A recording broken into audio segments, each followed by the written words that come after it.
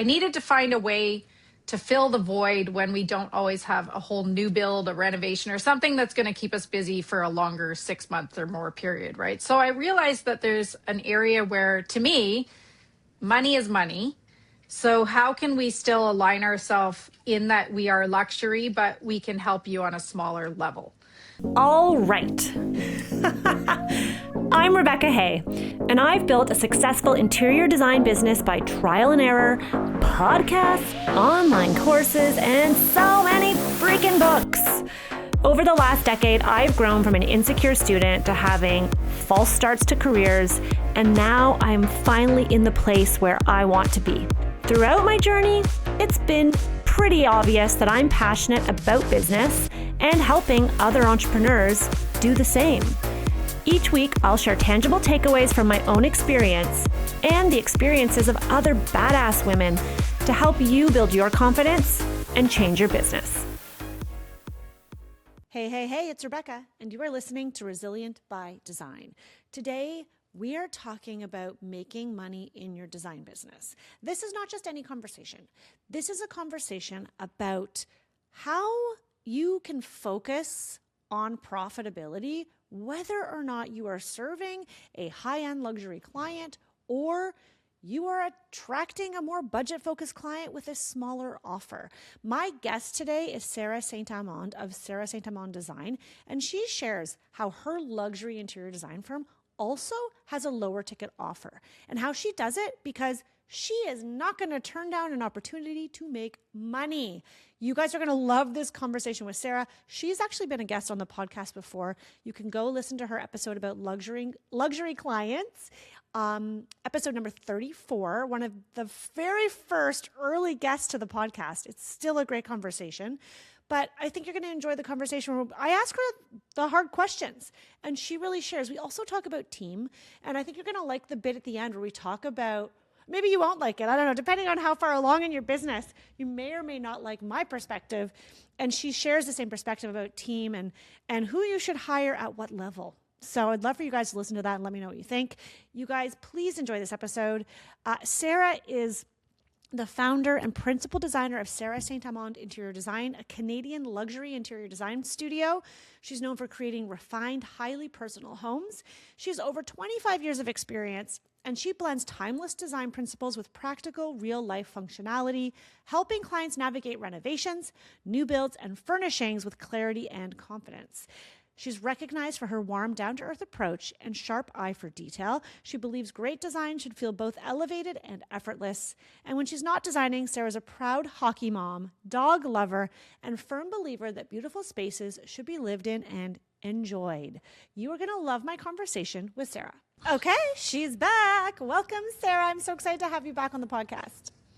I am so excited to be here. We were just chatting before we went on, and I said, how long has this actually been since you and I were together? And sometimes time just flies so much. So you said it was about, what, 2020? Well, you like were six, on maybe episode 34. So guys, if you're listening, go back and listen to episode 34. It's all about luxury design clients. But that was episode 34. I launched the podcast mid-2020. So it must have been either end of 2020 or early 2021. Wow. And we're 2026, a while ago. So like 5 years. Yeah. And now I'm 50 years old and I'm like, oh my gosh, what's going on with life here?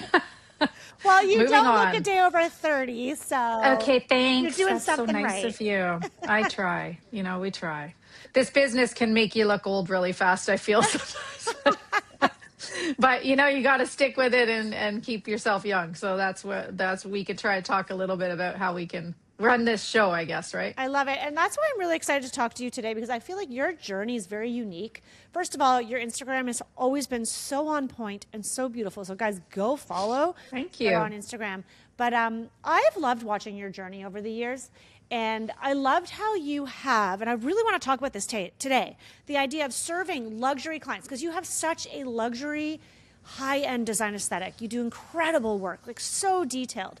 But also, you have served, I don't want to say lower end, but like a client that's more budget conscious. And I want to talk about that experience. And I don't know if that was that pandemic driven. Like, talk to me about when you started to offer that lower ticket item, and what was it exactly?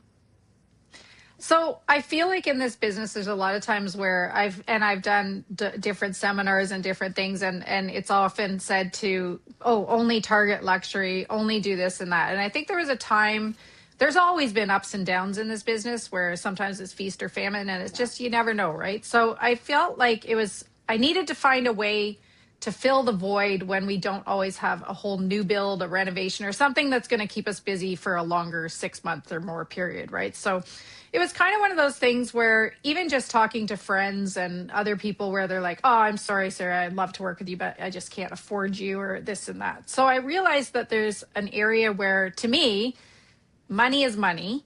So how can we still align ourselves in that we are luxury, but we can help you on a smaller level? So I realized it was something I needed to do, but I needed to position it well enough that it didn't look like we were like, your low end, or that we're going to be like, get a deal. Yeah. Because we don't want to do that. We want to always make sure we stand our ground. And so I kind of pivoted into a way of offering these services where, what if I just did like a 10 to 20 hour package? And that's what I've been doing. And I still do it to this day because money's money, as I said. And there's ways that you can target the people. Obviously, it's through a lot of communication and figuring out what they need, but it can also move into an area where, what if their friend is building a house and they're like, well, we used Sarah's firm for, a 10 to 20 hour package. It was really helpful. We would have loved to use her for more, but it wasn't in our price range. Maybe it moves into that person who says, well, I have the money to do that with full service. Word of mouth is always very key in this business. And I think that by targeting different types of people, it doesn't mean that you're any less of a designer or that you're not luxury, in my view. It's just how you position it and making sure that you have boundaries, because it can lead into, well, you did this for 10 hours. I think you should do more. And I think it's really important to communicate exactly what you're going to get, because maybe they'll say, you know what, I could use you for another couple hours, maybe another 5 hours. And you never know what you're going to receive out of that initial working with people. But it's very important to be very clear on what they're going to receive. Okay, I love it. I want to dive a bit deeper into what that looks like as far as process and how that is different than your full service. Before we get there, would you say, like, in your experience, did any of these, I guess you would call them package clients, like that bought the 10-hour, let's say, packages, did they ever turn into a bigger, more luxury project? Or no, were they always kind of just a different type of client? Is it an introduction, or is it kind of two different types of clients? It really is mostly a one and done type of thing, because I feel like if, they're engaging with us because they need a little bit of help and it might not be in their budget to have a full service, but they love the flexibility of, oh, I didn't know there was designers who actually offered that sort of thing. So I feel like and we sort of try to tailor it to that, because it's like, here's your floor plan, here's your information, thanks very much. Obviously, come back to us if you need extra help. But it really just depends. Like, for the most part, I would say it really just kind of sticks with that person and the deliverables that we were going to offer them and what they end up with, and then that's it. So it's really a different, like, if we're looking at it in terms of marketing, it's really a different ICA, like, as a different ideal customer avatar that would buy the package of 10 hours or what have you, versus hire us to do the full service, full interior design. So knowing that, does that change how you market? Like, do you try and sell that? Or is that kind of, oh, I've got this in my back pocket if the person who comes to you isn't the right fit? Well, I try to be a little bit careful and strategic with it, because I don't want to have all of those types of clients contacting me. I love them. They are great because you do the job and it's like, thanks. And they're often very grateful, and that's great. So it's more like my website will offer that sort of thing so that people see the flexibility. I'm actually working on it a little bit more to refine it so it has, maybe make sure it's like a luxury, like a hotel, for example. Like, there's different tiers of hotels, like you can stay at the Westin, but there's also other tiers that are more affordable. And that's kind of where I look at my direction in marketing, is being careful of how I position it when I'm presenting it, say on Instagram, and showing myself as more educational. Like, if you feel comfortable with reading the information or knowing that I'm your expert, so to speak, then you might feel comfortable knowing that I do offer other services and being approachable. So if you follow my Instagram, you'll see that I really truly believe in being an approachable designer. I think sometimes we have this thing where people think, oh, we're not approachable and that I can't call you and you're not going to be very nice to me and I don't have that kind of money. And I would hate for someone to ever think that. I want people to know that I'm approachable and how can I best help you, even if it's on a smaller scale. So I think it's really just the positioning of how your copy is on your website, which is, like I said, I'm working on it because I do think it's important to position it in a way that still represents luxury, but on a smaller scale. Yeah, I think that message is really important because you want to ensure that, and for the designers listening who are intrigued by this idea, which I'm sure there are many, is that you want to make sure how you're showing up, whether it's on Instagram, as you mentioned, Sarah, or on your website, that the design of your site is super clear and you don't confuse. Because I do teach designers inside Designer's Room to have like one core offer, like focus your efforts on building out a process, because otherwise you get so fragmented and you feel spread so thin because you're doing everything for everyone. That's not what you're saying. You're saying it's like, this is the full meal deal. However, if you just want the appetizer, this is available to you. And that's sort of through the contact page too, is making sure that you have the right questions that you're asking, because it does help to filter those people. And every single inquiry I get, I always do a Zoom call with them, every single one. Some designers may have their assistant take the call and say it's this much money and this is what it is. But to me, they need to talk to me to know, because I can instantly tell what kind of client they're going to be. So if they are a client that says to me, they start out by saying, we don't have a very big budget, we only have this much money, then I'm not going to say, I don't want you. I'm going to say, okay, we offer services that might assist you in, what if we just did a floor plan? Oh, you do that? Yes, we do. No problem. So it's a way of communicating with the client to really hear what they're saying and understand where they are going with that. Because I don't want to be like, yeah, I'm sorry, we cannot help you. And they get that feeling of, wow, that was a really uncomfortable experience to have to call because they made me feel like the Pretty Woman scene where you can't afford this, so get out of my store. I would hate for anyone to ever feel that way. And so that's why I always try to make sure that when I am speaking to somebody on that initial discovery call, which is face-to-face, because I truly believe that is much better because you can get their, body language. You might be able to see what their home looks like behind. You can see what they're wearing. And those things are often, telltale signs of different types of atmosphere that they're in, what they're willing to spend. If their house is a big mess, maybe they need organization and they're calling you for that reason. So I think that it's really important that face-to-face and to get a true understanding of what the client is and how can you work with them without saying no. Because money's money, like I said. So if it means that you can do a 10-hour package to at least get them started, and it depends what you offer and how quickly you can do the work, because you don't want to say 10 hours and really it's taking you 20. That's super, super key. And I have a great team behind me, so we can bang things off fairly quickly to make sure that we're working with them. And the scope of work, you're only getting A, B, and C. But if you want D, E, and F, you can also do that, but it's this price. And that's a secondary thing on their scope of work that they get, because they might think to themselves, oh, if I can do a 2D rendering as an add-on, that's really great. I think I will invest in that too. Right? So this is so important, guys. If you're listening, if you're multitasking, come back to us. This idea that you can offer different strokes for different folks, but you need to ensure that you're profitable, because if you say, yeah, sure, I can help you with that, but then it ends up taking you twice as long to do that thing because it's a distraction from everything else you do, then maybe you shouldn't do that in the first place. You need, like Sarah's team has figured out how to do this profitably, and I think that's the distinction here. Yeah, very, very important. I don't do anything. I mean, believe me, I've been doing this for many, many years. In my early days, I probably spent way too much time doing something, picking a new lamp, picking a this, picking that. You have to be able to pick specifically based on their budget too. And if that means that I have to pick from sources that I know are affordable to them, so what? They received a beautiful collage of, this is what I think you should do in your house, and here's the sizes you need to look for, with a disclaimer that reads, we're not responsible if it doesn't fit You through have your to doors. We're measure. not You responsible if it doesn't do this, right? So there's all these things that go along with that.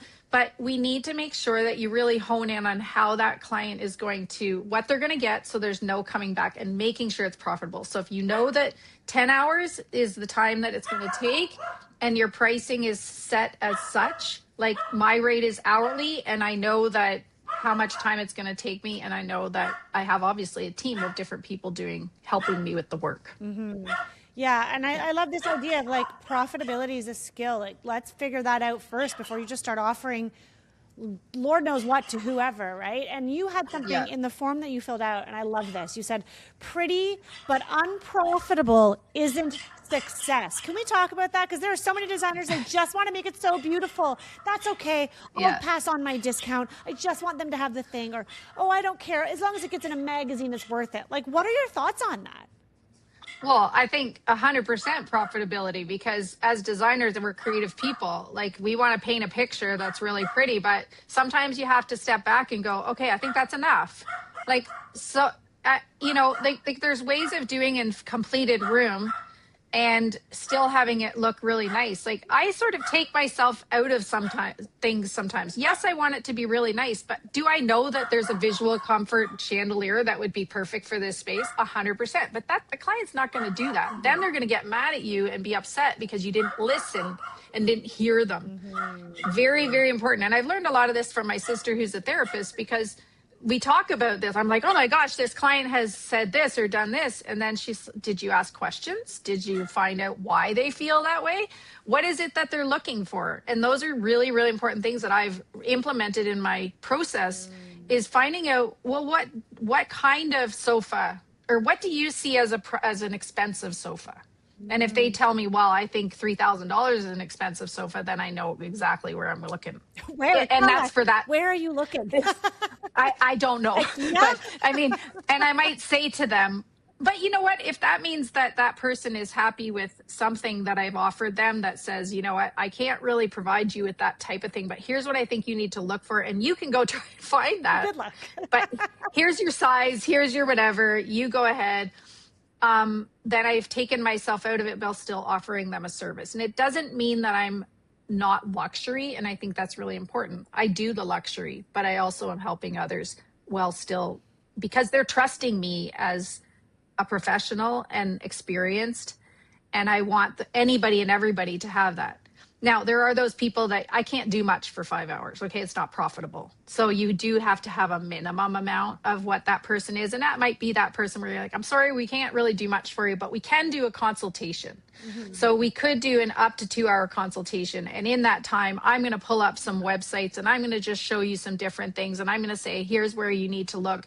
This is what I think the kind of light that you should be picking. Then I would do a nice little recap document for them, send it off their way. They're happy. They got up to 2 hours of time with me, and that's it. So I didn't say no to them.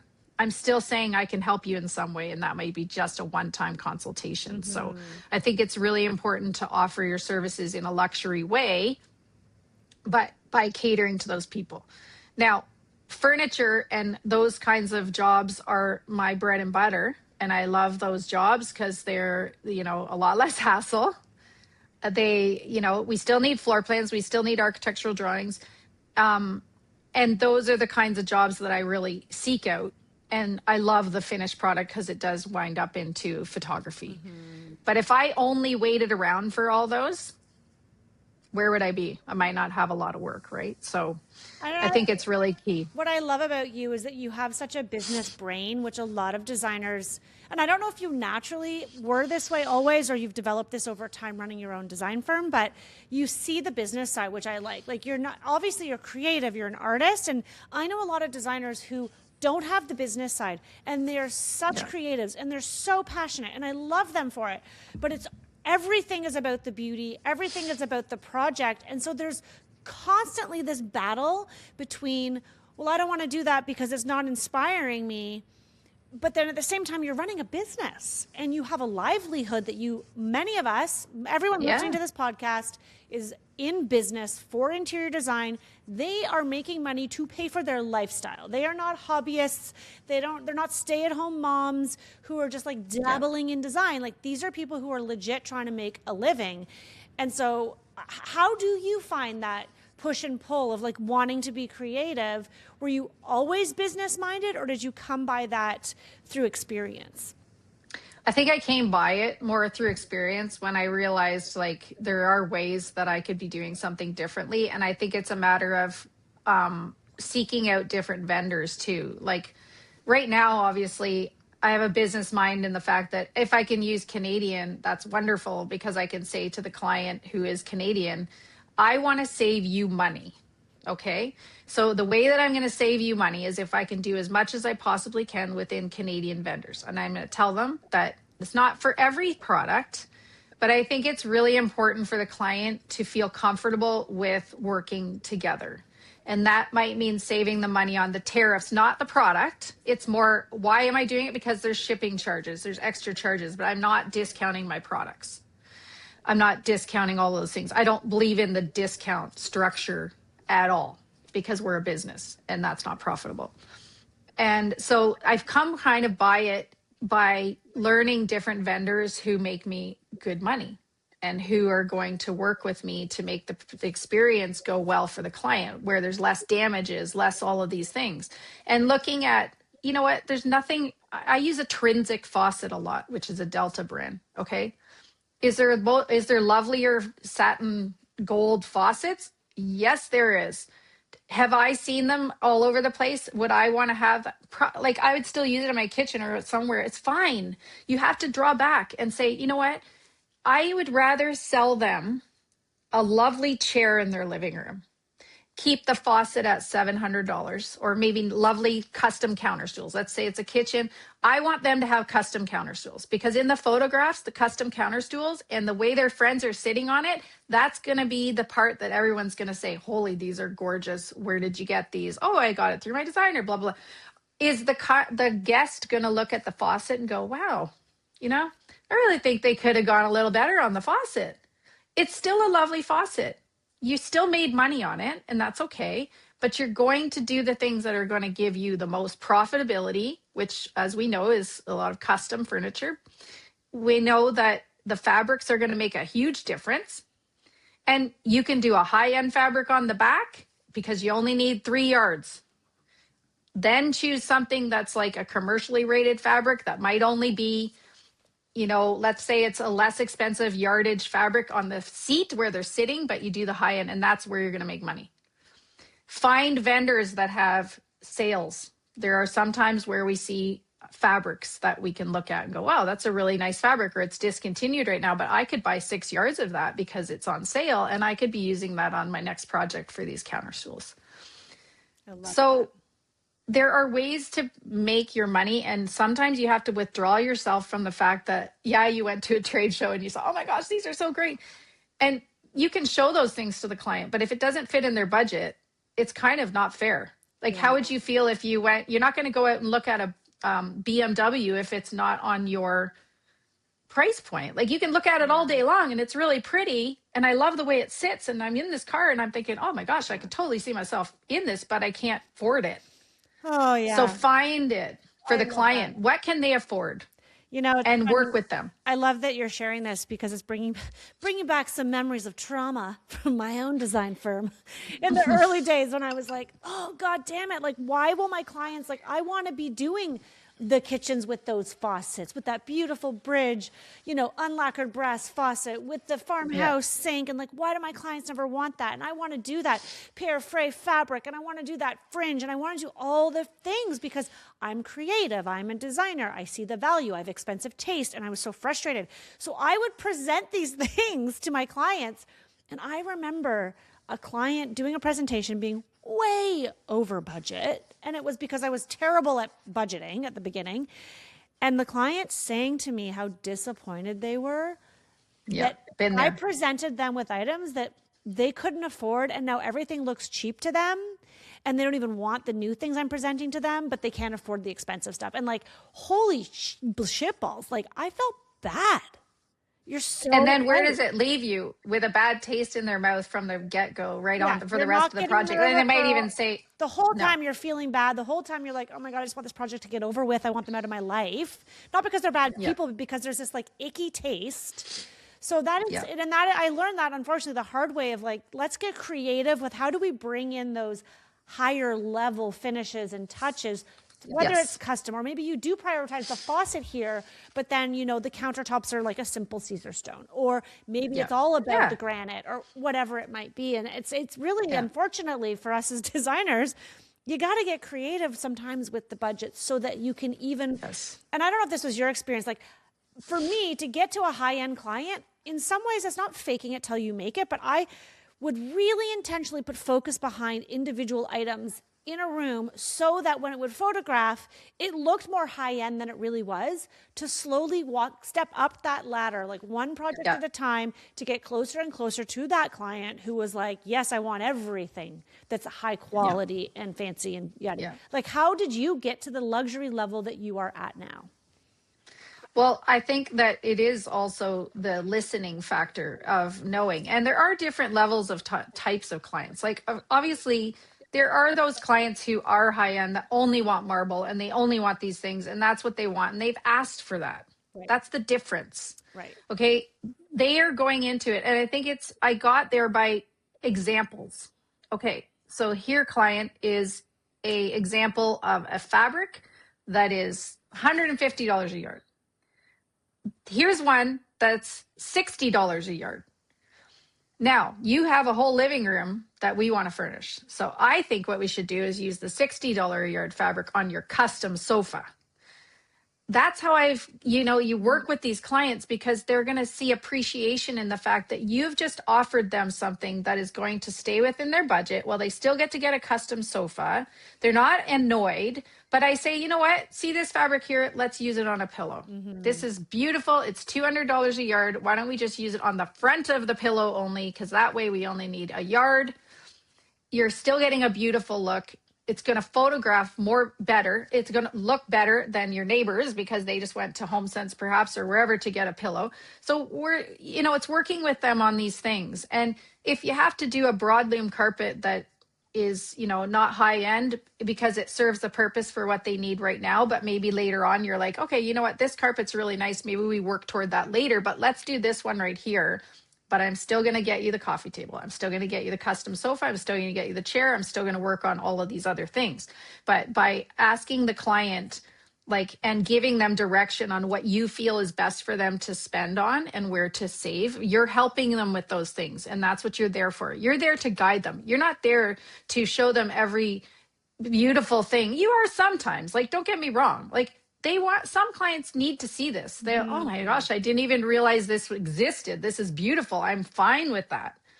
Yeah. And it doesn't mean you can't show those things, but you can't show it and then go, oh, and by the way, that pillow is going to cost you $1,000. Are you okay with that? Yeah. They're going to be mad. Okay. And even someone that's the luxury client who's got millions of dollars probably wouldn't want to spend that much on a pillow. Yeah. And right. So, and obviously that's another thing is you want to have the pillows built into the custom furniture and all these things so that they're, because we all know as designers. $1,000. They shouldn't know that it's $1,000. Yes. No way. Exactly. You're just setting yourself up for failure. Always. And I mean, there are ways, and it's built into, the cost of the things, but the things that you do well on success would be the custom sofa, because that way it's very designer. It's going to have details on it that are lovely. The client's going to be happy because it's going to be very comfortable. It's made for them. It's made for their room. It's going to fit nicely. And those are the things where you're building the trust. Right. So building the trust is luxury. And for anybody, any client, is making sure they feel comfortable that you're not pulling the wool over their eyes, or you're not, giving them something that they can't afford and then they're annoyed. Yeah. That's the last thing we want. So let's just shift gears for a second here. I want to talk about team, because you mentioned you're not alone, right? You're not doing this alone. And I think that's one of the areas, well, I know that that's one of the areas that designers struggle with a lot, not just in the Yeah. beginning. Like I've got designers inside my mastermind who are still struggling with hiring and finding the right team and who, like, what is that combination? Or I found people and it didn't work out. Can you talk to me about how beneficial or not, like what has been the role of team, whatever that looks like to you, in the growth of your design firm? So over the last year, I have realized that I needed somebody who was operations minded. So I have an amazing lady named Deb who is awesome. And she has the brain for figures, like for the math. We love She those has, people. I'm we not that love person, but I her. love those people. But I'm not that person and I'm okay with that. And Yeah. you have to be okay that you can't wear every hat and that's fine. So you have to spend money to make money to find that person who is going to say. So Deb will see that we've sourced something and she's, did you know that that lamp is $600 or whatever it is? And I'm like, yeah, I do. And she's like, okay, but right now we're sitting at X dollars and they said they have this dollars. Now, if you go over by five or so thousand, it's okay to say to them, like, Yeah. I can't hit your target of everything, but we can say, here's why I'm there. I'm over this amount because of these reasons, not because I willy-nilly just decided to add in a lamp, but maybe I have to go and make another source or another pick for that because I don't want to present something to them that's going to make them go too far over. So that person in operations is looking on all of those things.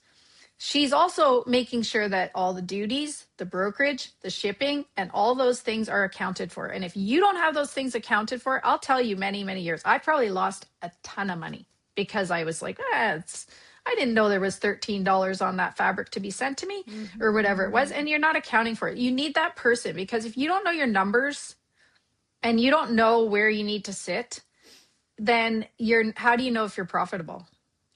And time tracking, making sure, like we mostly work on when it's a larger job, we typically will work on a project base with a lot of information that goes into our proposal, a lot. Because if they're overtime, and I just simply tell them that if you trust us, you're not going to have to spend a lot more. If you're that, and what kind of person are you in the beginning? Are you the kind of person that needs to see every single thing, or are you going to trust me to do the job? Because if you're that person, you're going to cost me more. So that's where Deb would be looking at timing and looking at all these things. And that's a key person, in my opinion, for a design business. Yeah. But it's also key to have your design team. But I have to teach my sourcing design team, like, hey guys, don't show me that. Like, okay, I like that, but that's not going to work for this project because I'm not going to be profitable because I'm buying it from a store for one. I'm not going to go to Wayfair. I make nothing. That I feel like Okay. I that's don't the make, go-to. Like any new designer on the scene that you hire, like all the juniors I ever worked with would be like, here we source all the lights from like CB2 or like Pottery Barn. I'm like, no, I'm no. and just no. Go to Universal Lighting. The answer is go no. someplace where I can actually make some money, and we have more options too. Yes. Absolutely. And that is the one thing that I'm like, do not even show me that. Don't go there. Don't talk to me about it. And that's also, if any of the young people who are just coming out are listening, when you present a portfolio to me, don't even show me that stuff.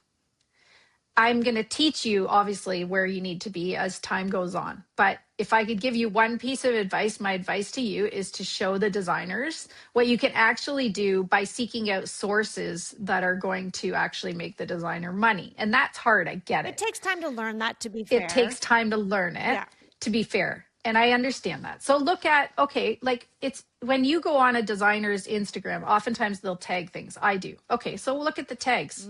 Okay, Sarah used Philip Jeffries. She used Bernhardt. She used different brands. And you can look at the tags and there's a reason that those tags are on there. I obviously would have made some money off of those people. And because they're my vendors and that's business and it's okay to make money. That's what we do. So don't be shy on that. I love We have to Yes, do that. speech, Okay. woman. Yeah, like we make money because we deserve to make money. We have education behind us. And for all those people that question that when they are your client, you can stand up and say, yeah, I do deserve to make money and I do make a profit from the product, and here's why. But also, you make it beautiful. You know what I mean? It's like, I'm going to make it Yeah. beautiful and I'm going to make money. It's a win-win for everybody. Yeah. Yeah. But if it's that person that thinks it's a lot, okay, no problem. We'll just do a plan for you. We'll do a nice little collage for you. It's a 15-hour package. Here you go. And you know what? They might come back to you and say, oh my gosh, I have no idea. Where am I going to find a sectional that is 12 feet long by 15 feet long and it's 39 inches deep with a whatever? Like, it's hard to find. And that's why the room is always going to look nicer, because you are the designer, you are the expert, you are able to offer something that they can't get. And we have these resources. It's costly to go to High Point. I get that. And if you're young and you're, I don't always go because it's a lot of money. Yeah. But if you ever get an opportunity to go and to see the different vendors, you will be amazed at the, what you can actually find that's different. It's very difficult for us as Canadians here because we have to deal with a lot of US vendors. So it's very hard to, have the same profit margins. But yeah, working with the vendors who are going to be profitable is important. I don't know where I was going with that because I kind of segued into something other than your question. Yeah. So I would just wanted to talk a little bit about team. So what's clear to me is having support. It sounds like what you're saying is having support in the areas where you are not as strong has actually made you stronger as a business. 100%. And I mean, I love sourcing, but I don't have time to do it all. So that's why teaching my team what's profitable is important. Having someone who's on technical drawings. Like, I have an amazing team and one of them is highly, highly educated on tech drawings. And so her drawings are fast, they're efficient, they're excellent.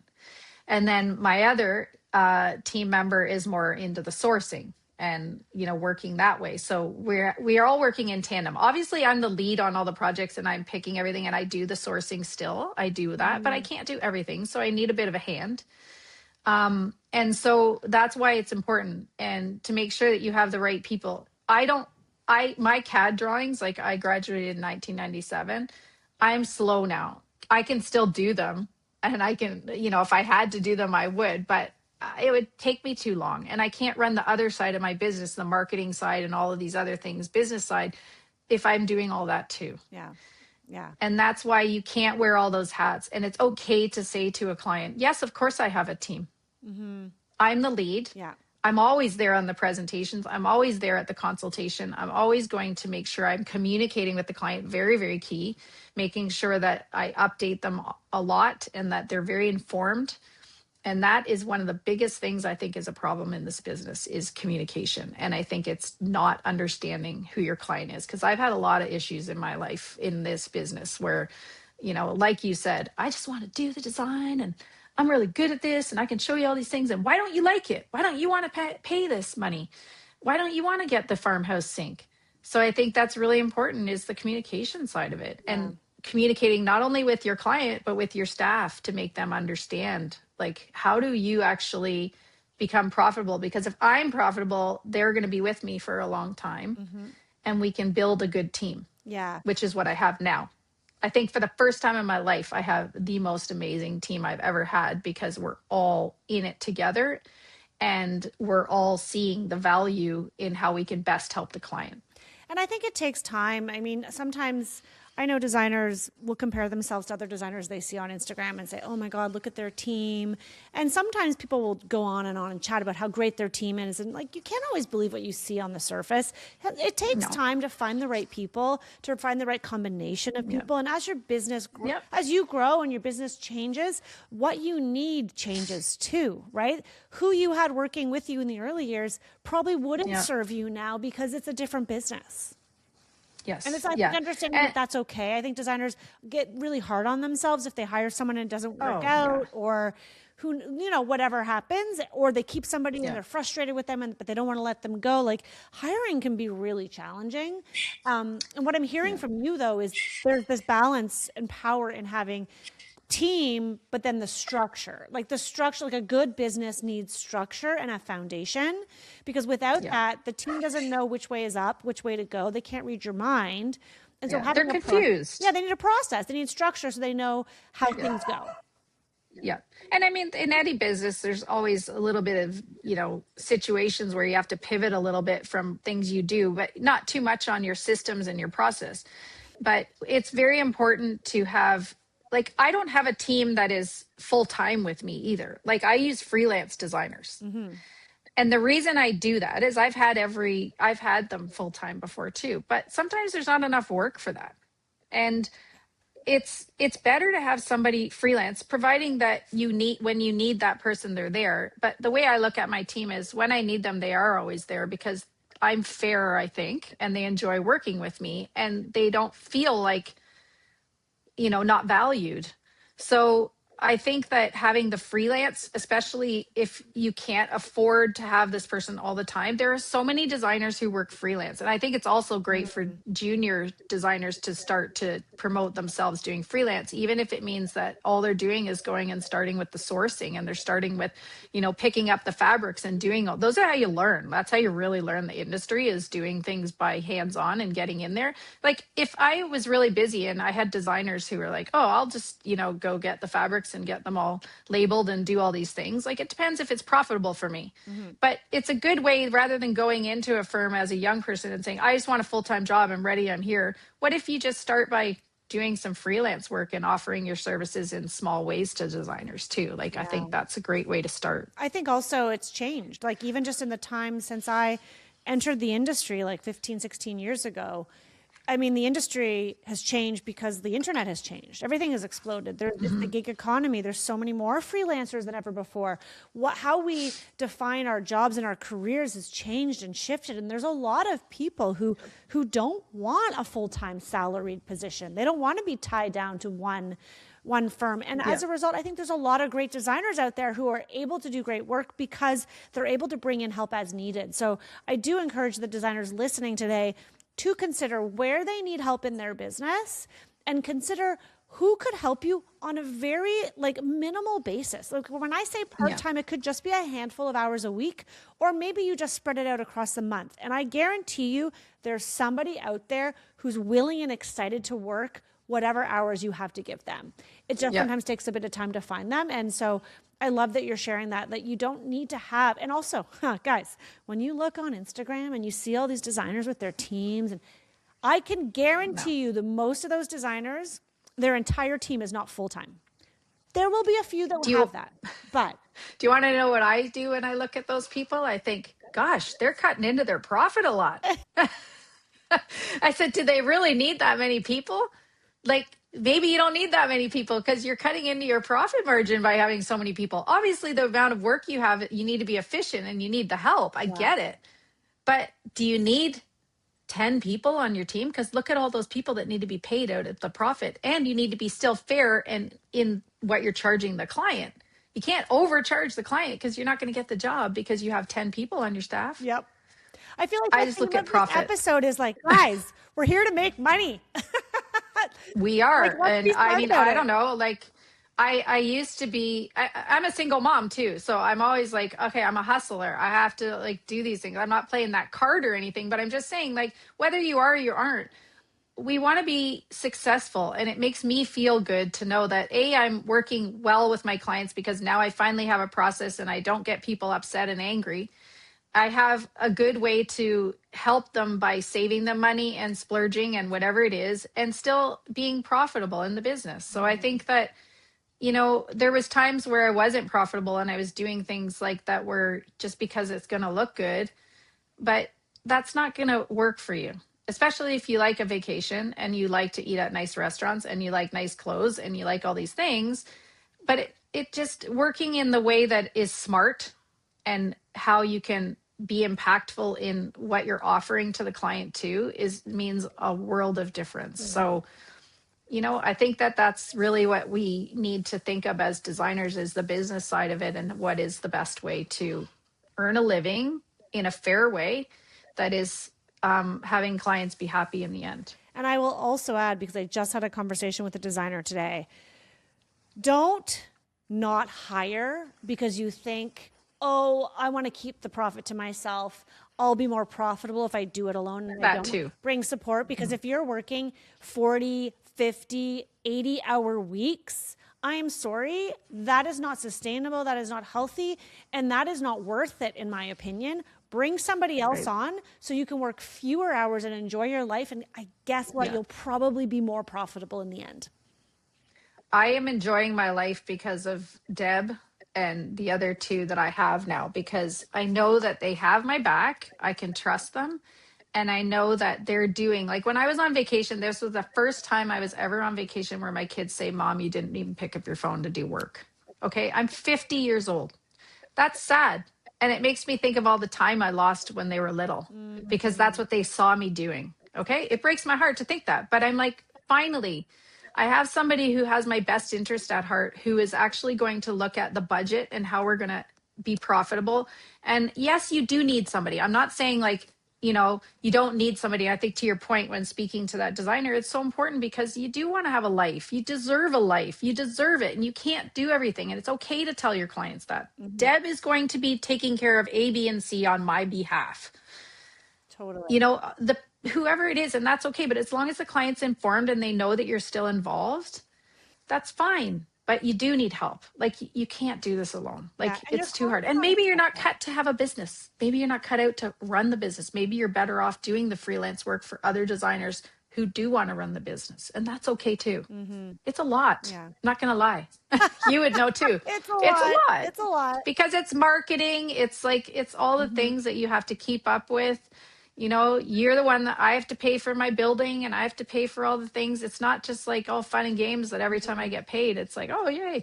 Like there's a lot to running a business and I Yeah. get it. I feel like if there was one thing I would change about my journey, the one thing I would have done differently, which would be hard to convince that early Rebecca, but I would have hired people that were more senior than I hired.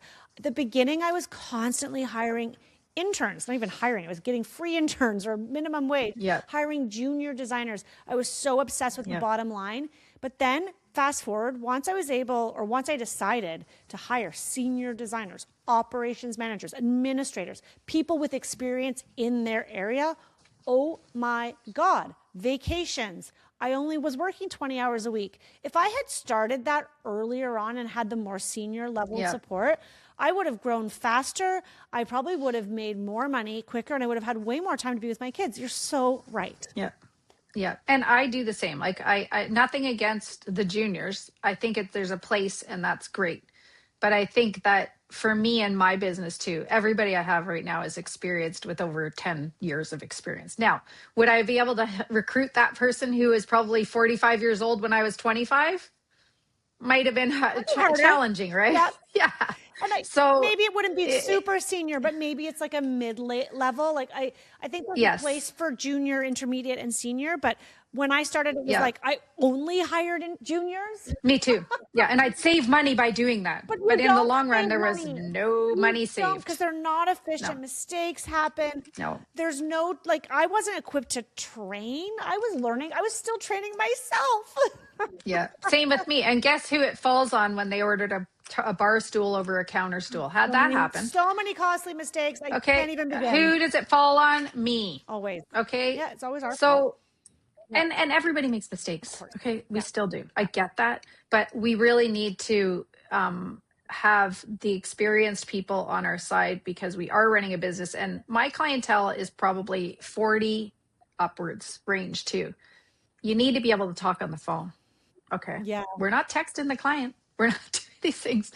Conversations and communication, like I said before, because I've learned so much from my sister, is pick up the Pick up the phone and be able to phone. talk to a client Yeah. because you're going to know right off and you're going to say, I am really sorry that this happened with this counter stool over this bar stool or whatever it is. You have to, it's very important to have the mature attitude too when you're getting in this business too. You have to be very mature and you have to be representative of who you're working with and talking to them. And that's why I've always had, knowing that I have Deb on my side. Deb, I could say, could you please call this client? Yeah.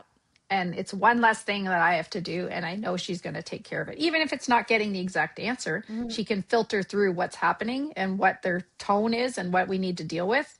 And And then you can then step in I at can that take it point. from there. Yeah. Yeah. Okay, this has Yeah. been so much So good information. Before we wrap up, because I've just noticed the time, okay, I do want to hear your last nugget of wisdom. So, what last nugget do you have for our listeners today? okay, my last nugget is definitely learn how to be the most profitable that you can and don't feel bad for it.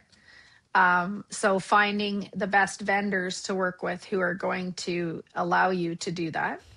And communication is my next thing, is really, really dive into understanding your client before you even start. And if that means on a discovery call as your first starting point, that's your opener, and finding ways to work with people without thinking that I have to do an entire house or I won't work with you. So I love those it. would be my points of view, is there's lots of ways to be profitable. Take yourself out of it sometimes and remember that what you're doing, the client's going to love no matter what you do. I love that. Thank you so much for being my guest today, Sarah. Can you let everybody know where they can find and follow you? Yes. So on Instagram, I'm at Sarah Saint Amand Interior Design. And then, of course, my website is www.saintamanddesign.com. And yeah, so follow me in both of those places. And I've always loved to hear from people too. So, like, it's great when we have a group and a community and we're sharing and nobody's in competition here. There's lots of clients. So let's all work together to help each other. And that's really what I love for this industry, is we're in this together. I love Everybody it. can help each other. Collaboration over competition all day long. Thank you Yeah. so much. Yes. My pleasure. Thank you. All right. Guys, what a great conversation. I love these conversations with established designers who just tell it like it is. Sarah, thank you for being my guest. What I really took away from that conversation is, first of all, that we are all just trying to figure this bleep out as we go along. And when you see someone on Instagram and you're like, oh my God, look, they've got it all figured out. No. They're still going through the same bumps and hurdles and experiencing those challenges that we go through. That felt really validating for me to talk to her about some of those shared experiences, but also a great reminder that don't leave money on the table. And I am now not going to say just offer every service under the sun. I hope that was not your takeaway from this episode, but really consider what you can do. How can you serve those clients that maybe are not the dream client? They're not bringing those ideal projects to you, but you could make money. You could help them. And what would that look like for you? I'm so curious to hear from you. Let me know. I was going to say, let me know in the comments. If it's on YouTube, you can let me know in the comments. Alternatively, send me a DM on Instagram. I'd love to hear. And if you guys are curious about my new program, Designer's Room, where we really talk about this, building the structure, there are 4 pillars to having structure in your interior design business. And it's all built on the foundation of process. That is what we dive into in Designer's Room. It's a 6-month high-touch coaching experience. You can find out more in the show notes or just go to RebeccaHay.com. But I feel very passionately about this and about helping interior designers figure it out. Help them get to that level that Sarah is at today. But thanks again, Sarah, for being my guest. Guys, go follow her on Instagram. Check out her website. She does beautiful, beautiful work. And I will see you soon.